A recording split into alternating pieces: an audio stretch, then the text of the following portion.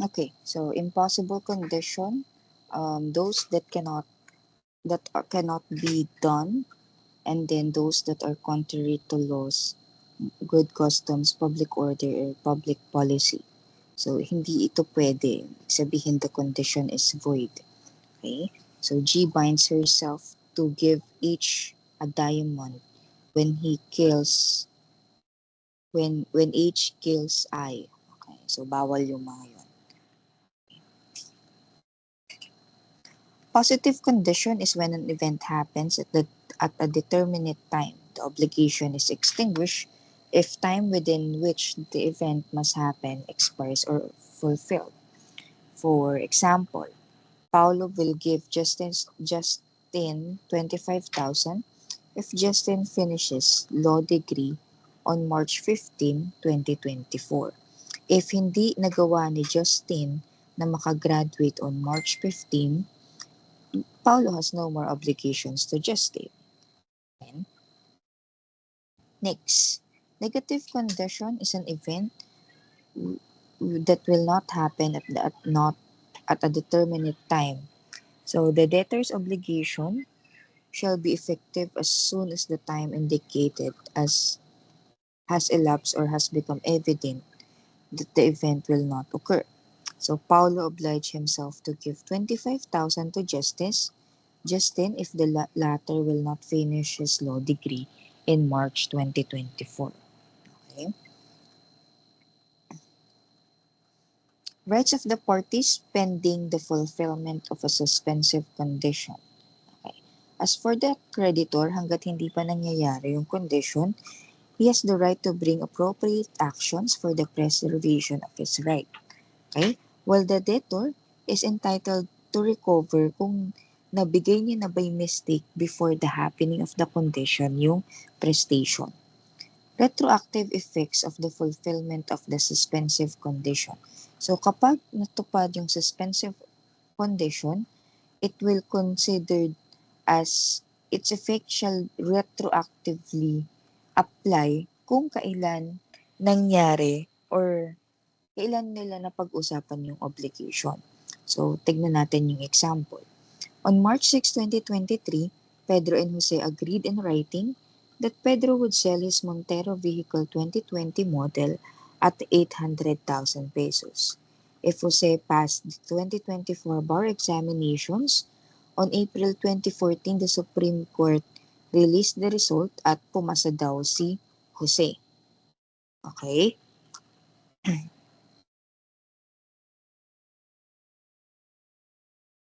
Okay.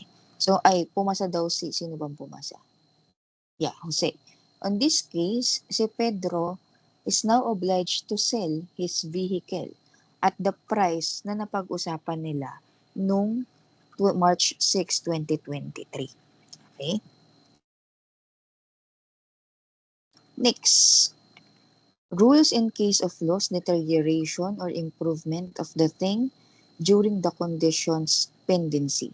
Okay, kunwari, nawala yung prestation na wherein subject ng condition before pa mangyari yung condition. Ano ang magiging rules natin? Number 1, if the obligation is extinguished if the thing lost is without the debtor's fault. Okay? For example, kapag fortuitous event. If without the debtor's fault, okay, extinguish na yung obligation. Number 2, if the thing lost is through if the thing is lost through the debtor's fault, anong gagawin ng creditor? Ang creditor may ask for damages. Damages na lang. Okay? Next, if the thing deteriorates and the value is reduced without the debtor's fault, yung creditor will suffer the deterioration. Okay? Number 4, if the thing deteriorates through the debtor's fault, the creditor may choose to either rescind or cancel the obligation with payment of damages or pwede niyang i-push through na makuha yung item with damages. Okay? Number 5, if the thing improves by nature or time, the improvement shall be for the benefit of the creditor. Okay. And if the thing improves at the expense of the debtor, si debtor magkakaroon siya ng right of use of rock. Okay? Usus fructus. Okay. So, meron siyang right to enjoy the use and the fruits of the thing na ginastusan niya. Okay. Okay, punta tayo sa reciprocal obligation. When we say reciprocal obligation, each party is a debtor and creditor to each other. Okay? So, example ng reciprocal obligation natin is the contract of sale. Si buyer is required to pay for the price na bibilhin niya kay seller. And then si seller is required to give yung item na bibilhin ni buyer. Okay? So, if one of the obligors do not comply with what is incumbent to him, ang pwedeng mangyari is number one, file for a specific performance. I-require mo muna na gawin nila kung ano yung obligation. Kapag hindi nangyari yon, rescission na lang. Again, nabanggit ko before na ang rescission is a remedy of last resort. Kailangan mag-usap muna kayo na talaga bang hindi na kayang i-fulfill yung obligation. Okay. Next, obligation with the period. Obligation with the period is, it is an obligation wherein yung there is a fixed day certain for its fulfillment. Okay? And it is demandable only when that day comes. Okay? Anong pagkakaiba ng period at condition? Ang condition is future and uncertain. Hindi sure na mangyayari. Okay, that is a condition. Ang period is future but certain. Sure na mangyayari. So, ito talagang strict tayo sa word na future. Refers only to a future. Okay? Itong condition, it can also be a past event, di ba? But is unknown. Tama? Remember kanina, diniscuss natin to. Okay. Next, classification of term or period. Okay. So, as to effect, a term of or period may be suspensive at resolutory. Suspensive, ibig sabihin, kapag nangyari, magiging due and demandable yung obligation. Okay, resolutory naman, kapag nangyari yung term, matatapos yung obligation. So, example, I will pay you 30 days from today. Okay? Kapag nangyari na yung 30 days, kailangan magbayad ka na. Okay. So, another example dito, baka mamaya, lagi itong lumalabas sa CPA Board Exam, is yung I will pay you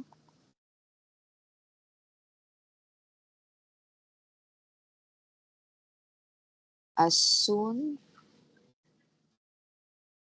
as I have money. O, diba? This is a very tricky statement pero lagi yung lumalabas.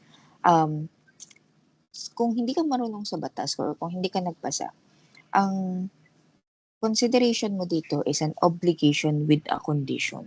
Okay? Obligation with a condition, but that is not correct. This one is an example of an obligation with a period. Kasi this one, as soon as I have the money, is considered by the court as a future and certain event na magkakaroon ka ng ng money. Or I will pay you as soon as I can. I will pay you as soon as my means permit me to do so. Okay? That is an obligation with a period. Okay. Punta naman tayo sa resolutory obligation. Like, I will pay your tuition fee until you finish college. Okay. Until. Iba yung condition eh. Pag condition is, if you finish, until you finish, until you finish, or until you graduate your course, BSA, ganun, di ba? Okay. According to the source, a term or period may be legal, where law provides it, conventional, or voluntary where it is agreed upon by the parties, and juridical where it is fixed by the court. And then last is according to definiteness, a term or period may be definite as to the date, okay? Or indefinite if, for example, is it is not fixed but the law usually empowered to fix the law. Yung example natin kanina, I will pay you as I have the money. So, ang nangyayari, hindi alam kung kailan yun. Nag-aas sila sa court for to fix the period. Okay.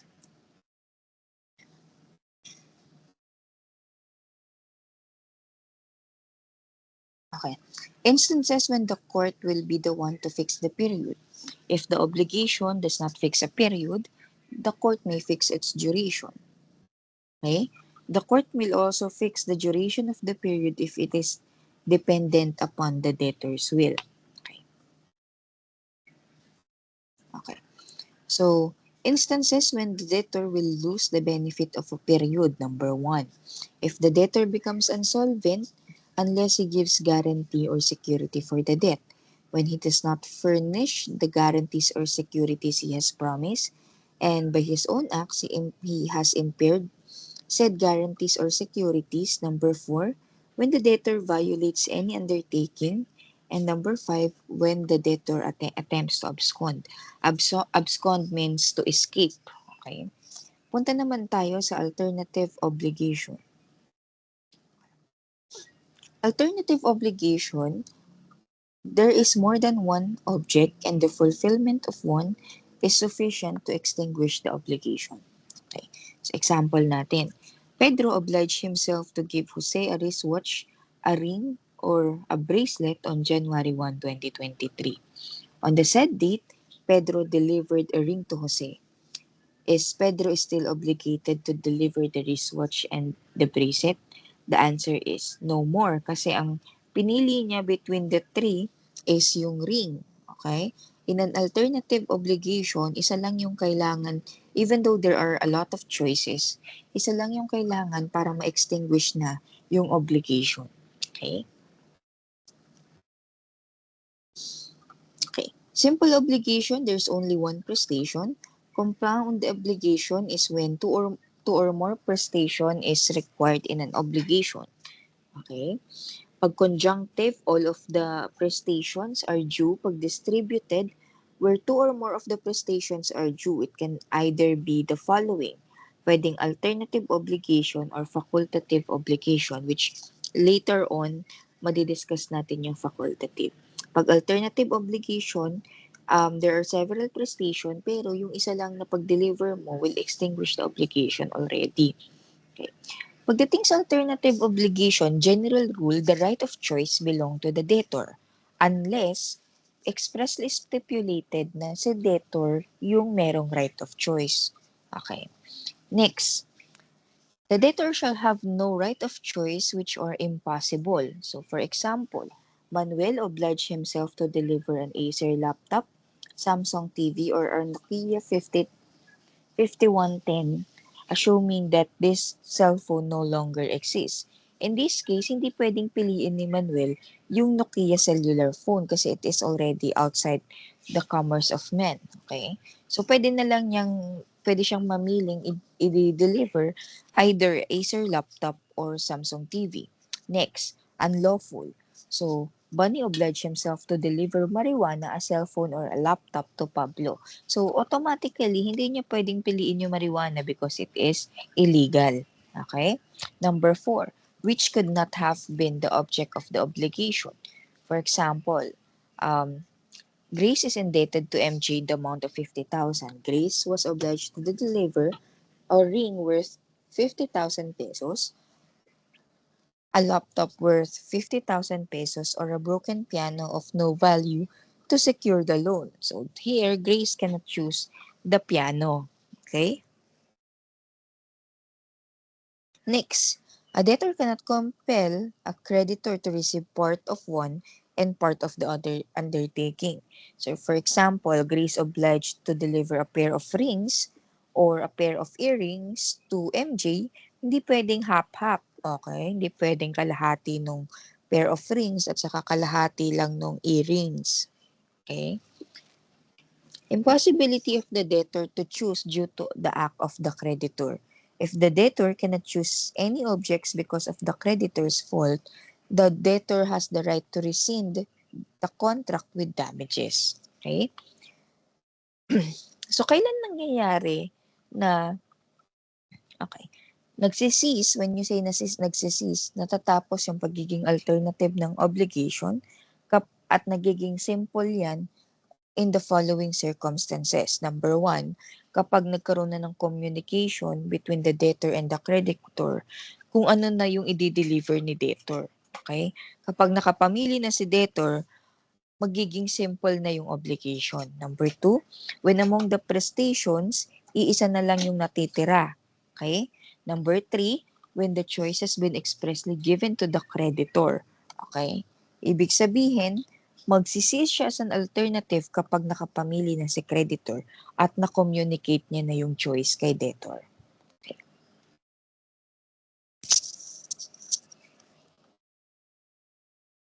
Next, rules in case of loss of thing or impossibility of services in an alternative obligation when the right of choice belongs to the debtor.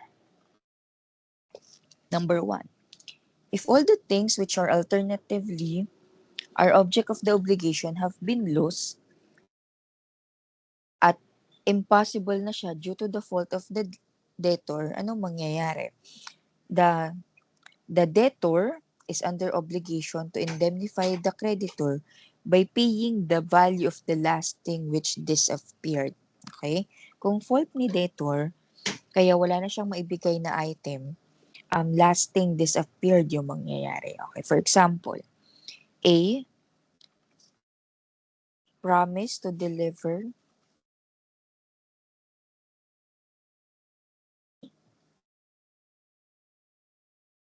a ring or a bracelet or a necklace to B. Okay. So for this one, hindi malinaw kung the problem is silent kung sino ang may right of choice. So the assumption is si A yung may right of choice. Kunwari, due to the fault of the debtor, nawala yung ring. And then, meron pa siyang option, bracelet or necklace. And then, habang hindi pa niya nako-communicate kung ano yung i-deliver niya kay B, nawala din niya yung necklace. And then, nawala din niya yung bracelet afterwards. So, ngayon, kapag pupunta siya kay B, ano yung kailangan niyang ibigay kay B? Ang kailangan niyang ibigay na value would be yung value ng bracelet kasi ito yung last na nawala. Okay? Kapag, again, this is due to the fault of the debtor. Okay. Number two, suppose all the things that are alternatively object of the obligation are lost through the fortuitous events. Ito, take note. Fortuitous events, ibig sabihin, ang mangyayari naman is wala ng obligation si debtor kasi no one is liable in case of fortuitous events. Number three, suppose some of the prestation and alternative obligation are due to a fortuitous event or through the debtor's fault. In that case, the debtor cannot be held liable because the debtor may still deliver any remainder. Okay, kasi one or some pa lang yung nawawala. So kung ano yung natitira, yun yung kailangan niyang i-deliver. Okay. When the right of election or choice is given to the creditor. Kanina, yung right of choice is kay debtor. This one, ang right of choice na kay creditor. So anong pwede? Anong gagawin ni creditor? So for example, okay, kapag na-communicate na ni creditor yung kanyang choice sa debtor, yung obligation is no longer alternative but already a simple one. Okay? So, ano naman yung rules kapag nawala yung things kapag ang right of choice ay na kay creditor? Number one. Okay. If only one or some are lost through fortuitous events, the debtor is obliged to deliver that which should choose among the remainder or which one is only existing. Okay? Since fortuitous events ito at saka only one or some lang yung nawawala, okay, si debtor, obliged siya para i-deliver kung ano yung magiging, yung pipiliin ni creditor between doon sa mga natitira or kung isa na lang yung nag-i-exist, yun yung i-deliver niya. Okay? So number 2, if one of the things is lost due to the fault of the debtor, si creditor may choose between kung ano yung natitira. Pwede rin niyang hingiin or kunwari, example na nga lang tayo. So si A, ang kailangan niyang i-deliver ay ring, bracelet, at saka necklace. Kay B. Si B yung ating creditor at ang right of choice is na kay B. Okay. Sabi niya, one of the thing is lost through the fault of the debtor. Okay. Kunwari, nawala yung singsing dahil sa kapabayaan ni A. Okay. So, anong pipiliin ni B? Again, nasa kanya yung right of choice. Pwede siyang mamili between the bracelet or the necklace or pwede din niyang piliin yung value ng ring na nawala plus damages. Okay? Next, sa number 3. If all the things are lost due to the debtor's fault, the creditor may claim the price of any of them plus damages. So kapag kunwari nawala ni A yung ring, bracelet at necklace, anong pipiliin ni B? Si B pwede niyang piliin or hingiin yung value ng either ring plus damages or pwede din yung bracelet plus damages or pwede din yung necklace plus damages. Okay, kasi nasa kanya yung right of choice. Next, number 4. The obligation is extinguished if all are lost through the fortuitous event. Okay. So for in case naman nawala yung ring, bracelet at necklace due to fortuitous event, ano ang magiging option ni B? Ang magiging option ni B, wala. Kasi fortuitous event yon. And A is no longer liable. Okay? Next, facultative obligation is where one prestation has been agreed upon but the obligor may substitute another. Okay. For this one, meron tayong principal prestation na napag-usapan na talaga nila. Pero si debtor, pwede niyang palitan according to the stipulation. So for example, Princess is obliged to give Patricia a vehicle, particularly Montero 2020 model with plate number ABC 5678, but with the agreement that Princess may deliver a parcel of land covering TCT 12345. So, ang principal obligation ni Princess is ito. Okay? Pero itong parcel of land, considered lang siya as substitute. Okay? Kapag hindi ma-deliver yung sasakyan. Effects of loss in a facultative obligation. Kapag ang nawala yung principal thing, kunwari yung Montero, hindi na before the substitution, nawala siya before substitution, extinguish na yung obligation due to fortuitous event. But if the loss of the thing intended to be a substitute, with or without the debtor's fault, does not render the debtor liable. Pangalawa, if the principal thing is lost after substitution, kunwari, napag-usapan talaga nila na ang ibibigay na is yung lupa, hindi na yung Montero, the debtor is not liable. Kasi nga, ang kailangan niya nang i-deliver is yung lupa. Kahit na mawala yung Montero, liable pa rin yung substitute na yung kailangan niyang i-deliver. Okay? So, sa alternative versus facultative, there are several prestations due pero yung compliance ng isa lang is sufficient na. Sa facultative, only one prestation is due pero the debtor is allowed to substitute it. Okay? Ano pa is ito. It may be given to a creditor, depende sa stipulation nila. Pero pag facultative, it is only given to the debtor. Okay. So, we'll stop there and for your next video, yung solidary and joint obligation naman yung pag-uusapan natin.